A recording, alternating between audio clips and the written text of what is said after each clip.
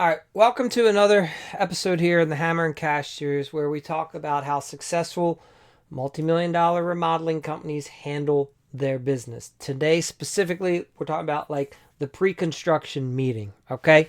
Now, look, this is an important step. This is when you take the person who sold the job, whoever that was for the company, whether it's the owner, a salesperson, somebody, right? Someone actually met with the homeowner, sold this job. Let's take a kitchen remodel, for example. All right. Now, what you're going to do is bring in your production manager, project manager, lead carpenter, whoever is going to run the actual project. As you're going to grow, it's not going to be the same person. The same person that's selling the job isn't going to be the one who's managing the job. All right. Not if you're going to try to grow past 500,000 or 5 million. Okay. Yes, if you're only doing $200,000 a year, yep, it's the same person. All right. So then it's not as crucial. But I'm sharing with you how you grow the company and get out of your own way. Okay. So imagine this. Whoever sells the job has a good relationship with the homeowner typically because the homeowner chose your company because they liked you and the sales or the salesperson or the process. So that's why they picked you. Now, for companies that are larger, in order to grow and be successful, you have to have a very smooth transition where it goes from sales over to production. And the way you do that is by bringing everyone together and having a meeting.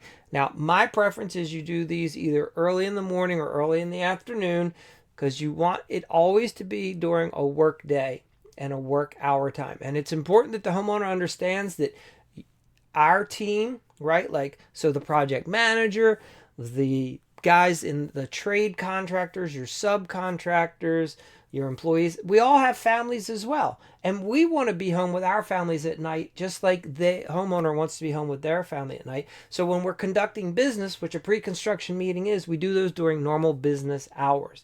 And that'll help. Some of you run into issues where the homeowner doesn't want to be at their house conducting a business transaction during the day because they feel like they should be at work, and because it's their home, that's why they feel like they shouldn't be there. But you have to help them understand that this is a business thing we're doing and it will be during the day, and just let us know if you can go into work late one day or come home early.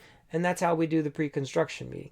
And again, explain to the homeowner how your entire team has families as well, and we don't want anyone to have to be doing this kind of stuff at night. So we want everyone to be at home with their family just like they want to be home with theirs.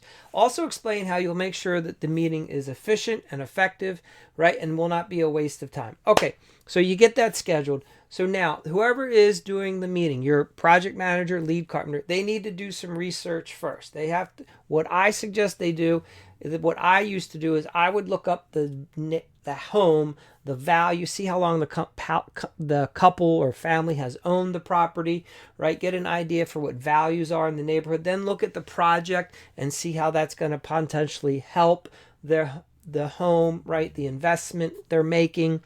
Is it in line with what other people are doing in the neighborhood? These types of things, just to see if there's congruency. Okay.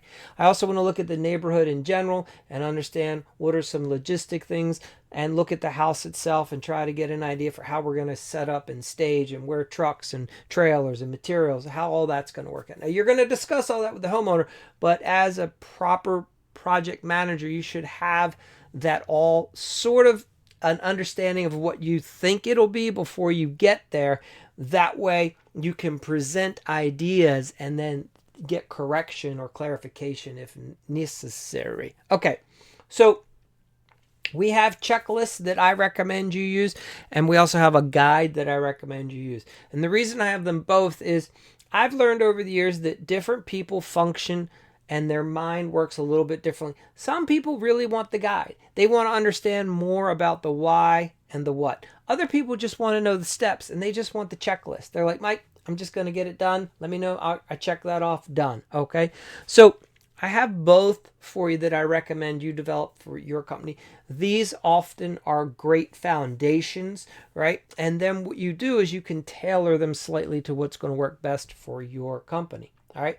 Now, if you've heard my podcast also on this subject, then you'll recognize that this works for any size company. And I've taken it to multiple sized companies. And I'll give you an example. For one company I was working with, they were in the $5 to $8 million a year range. And I went and did a pre-construction meeting for the homeowner. He sold a job, and I was like, all right, let me go do the pre-con. So the homeowner is there, the owner of the company who sold the job is there, I'm there.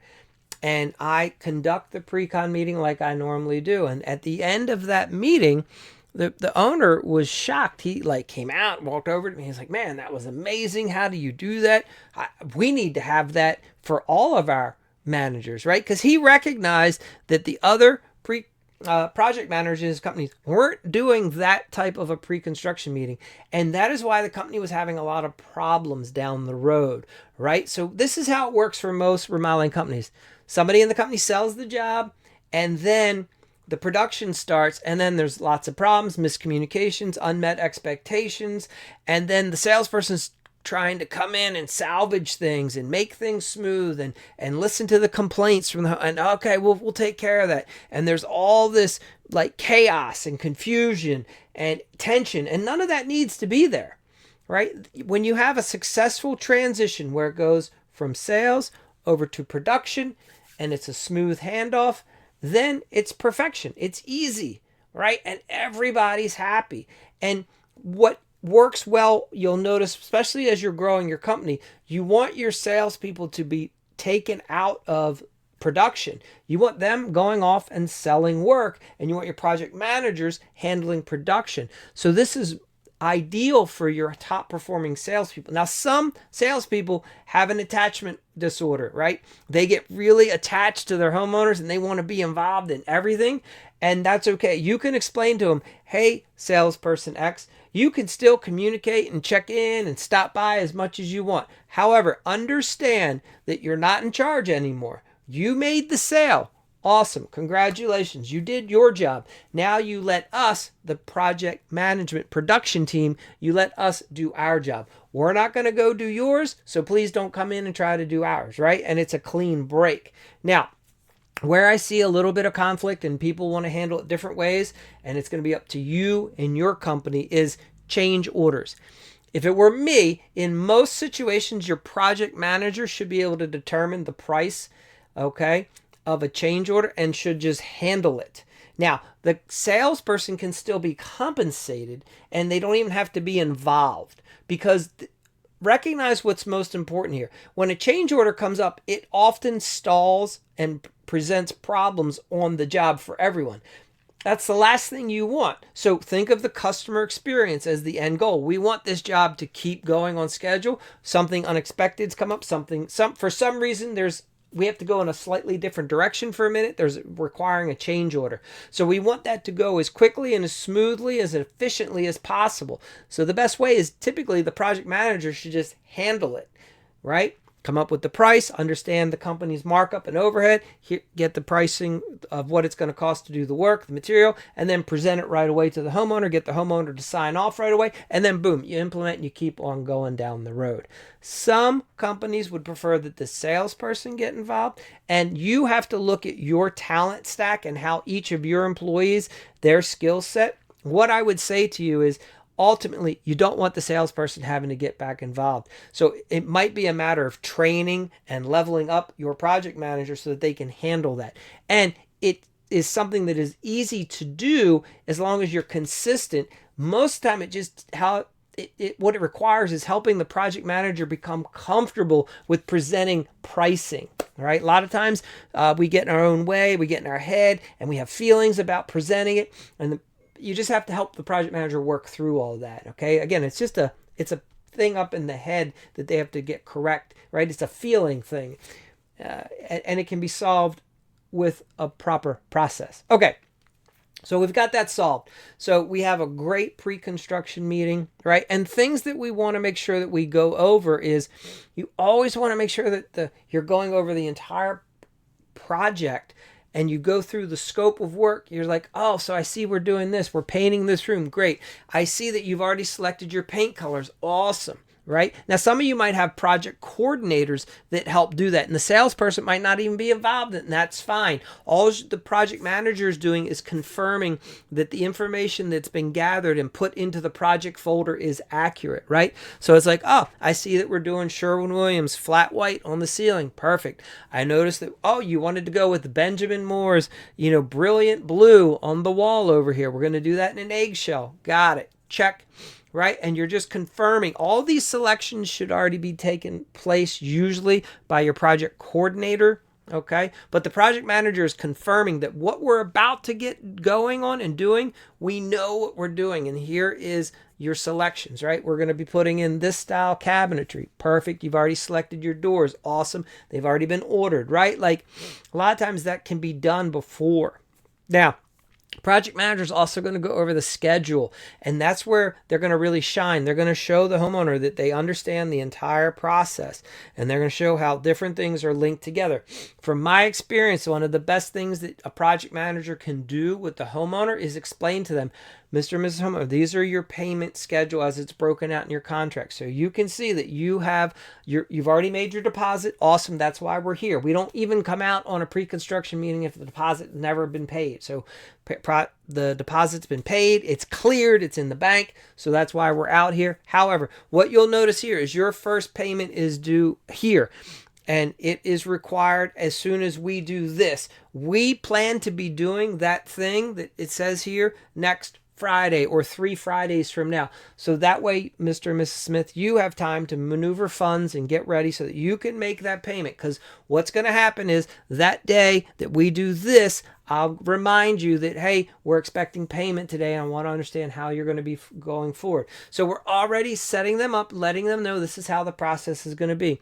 On larger jobs, we would do walkthroughs. So I would say, Mr. and Mrs. Smith, your second payment is due upon, let's say, the installation and finishing of the sheetrock. I expect us to be doing that in this time frame, so on this week. And what I'm going to do is I'll reach out to you and we're going to do a walkthrough, and be prepared to hand us a check or make a payment that day. We'll go through. I'll keep you up to speed on everything and where we're at. You can see how everything's progressing, and we'll address any concerns or questions you have at that time. And then as I leave that meeting, we'll want to make sure that the payment has been made and we're on schedule, right? So you're just helping future pace the client, getting them through, and so they understand the entire process. So that's what most of this is about, is just setting an expectation for the client so that they know what to expect as they go down the road. Remember, they haven't done this typically before, or if they have, they just haven't done it a lot.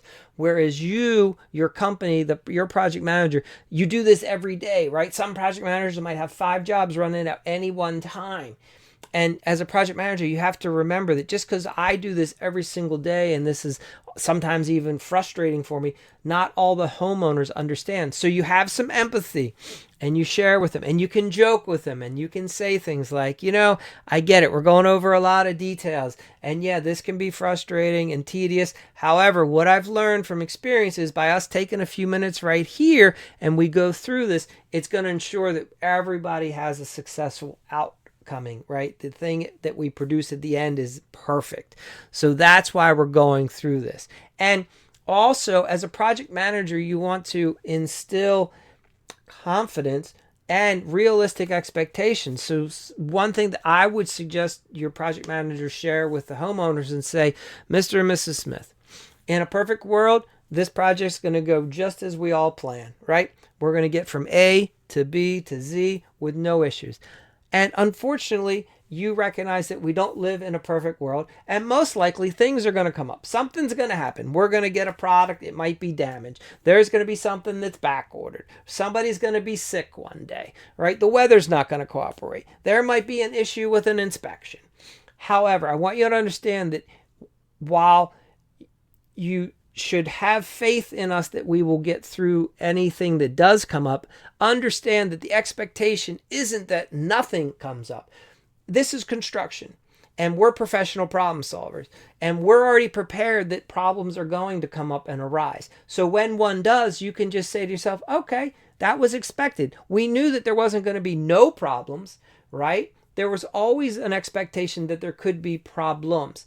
What we are confident in is that the company that we've hired will successfully solve and get us past whatever issues or problems have currently arisen. And this helps set a proper mindset with the client, right? So now they don't have a ton of stress and anxiety just because a problem has arisen and their dream of the perfect remodel has been shattered. No, the perfect remodel is that problems will arise, but that we'll get through them, right? That's what we do. Again, we're professional remodelers, we're professional problem solvers. We aren't going to be able to prevent any and all problems, but any and all problem that arises, we will be able to get through, overcome, and get past.